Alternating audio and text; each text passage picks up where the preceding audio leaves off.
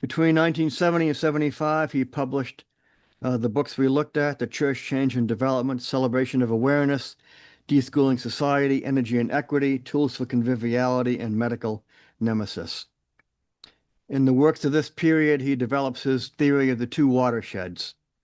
We start to see it in Deschooling Society, and he develops it in greater detail in his next book, Tools for Conviviality. Illich thought that contemporary institutions had become so big, so presumptuous, and so total that they would get in their own way and defeat their originally intended purpose. He used the idea of the two watersheds to describe the trajectory of development for industrialized institutions and services, especially in relation to their impact on society. The first watershed is reached when the use of a tool starts to be on net advantageous. This represents the point where a new technology or institutional development begins to offer significant benefits and improvements to society. In this phase, the positive effects of progress are clear, and new knowledge is applied to effectively solve problems. He gives an example of in medical care. This first watershed is passed in the early part of the 20th century, when it becomes statistically advantageous to be under the care of a physician. And right around then, 1905, 1913, physicians stop killing people. They start curing people more than they're killing. And it became to your advantage to be under a physician's care. That would be the first watershed, for example, in medicine. Second watershed occurs when the tool or the technology becomes so dominant that it starts to defeat its original purpose. This watershed marks the point where the overdevelopment or the overuse starts to become counterproductive and is detrimental to society. So instead of serving their original purpose, these systems or technologies or tools start to cause negative returns, leading to things like dehumanization and loss of autonomy.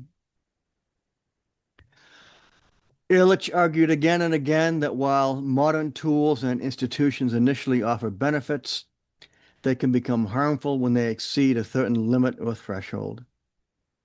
He cautioned against the uncritical pursuit of endless growth and emphasized the importance of recognizing natural scales and limits to prevent tools from becoming destructive.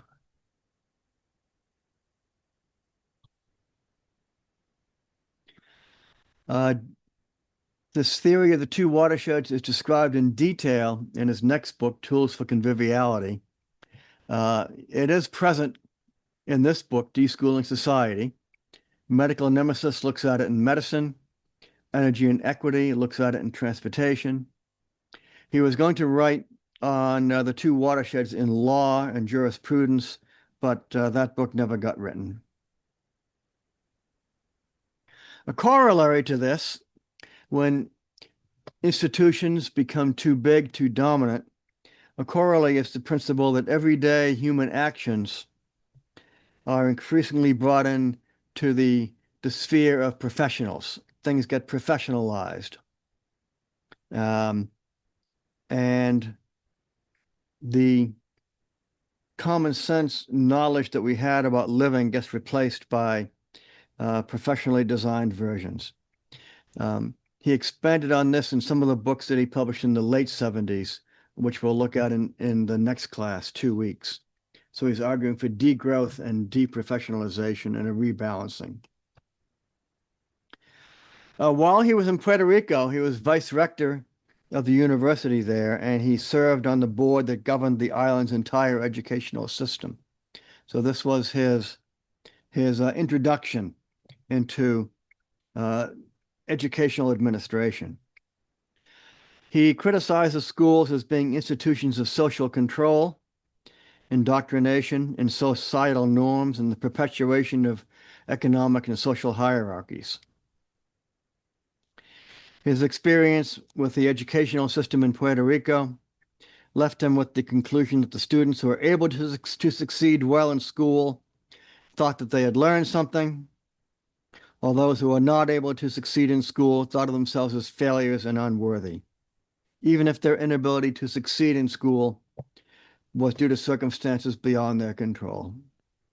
Illich pointed out that at this time, while he was there in the late 50s, Puerto Rico had mandated mandatory schooling, but they had not funded it.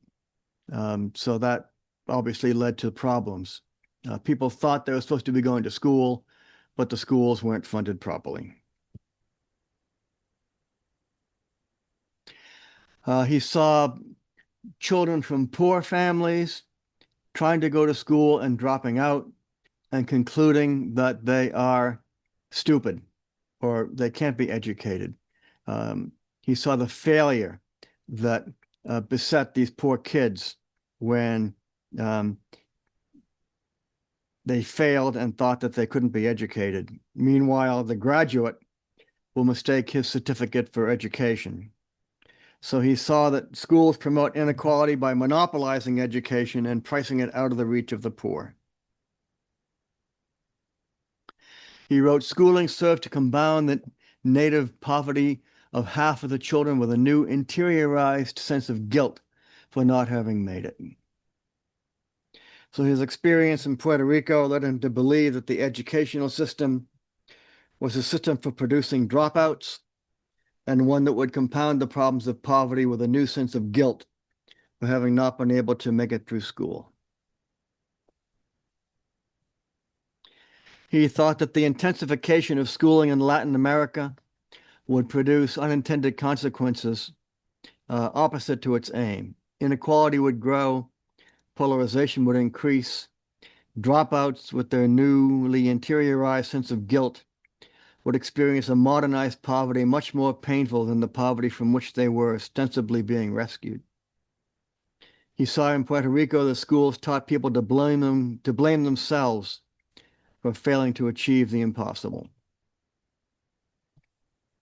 He criticized the schools for commodifying learning, turning into a product to be consumed. It's transactional. Students pay tuition, complete the coursework, and earn credentials. This is probably even more pronounced today than it was 50 years ago, with more and more universities operating as businesses, closing humanities programs, concentrating on vocational education, with students valuing credentials over learning. Every time a student cheats to pass a course, they're not learning anything, but they're getting the credential. He wrote, schools are designed on the assumption that there's a secret to everything in life and that the quality of life depends on knowing that secret. The secrets can be known only in orderly succession, and that only the teachers can properly reveal these secrets. He sees the beginning of professionalism. The public is indoctrinated to believe that skills are valuable and reliable only if they are the result of formal schooling. He saw that viewing education as a commodity had cultural implications, but it devalued alternative or informal forms of learning, such as apprenticeships, peer-to-peer exchanges, and experiential knowledge. He starts developing his idea of scarcity, something that he worked on for decades. Modernity preaches the scarcity of everything. Scarcity instead of abundance. There's never enough to go around. Every relationship is zero-sum, a competition. If I win, then you lose. If I get it, then you don't. He sees that everything has become a transaction instead of a gift. Instead of seeing learning as innate and natural, it's seen as the means for learning are scarce and can be located only in schools. He critiqued the educational system for turning learning into a commodity, a product to be consumed rather than an experience to be lived.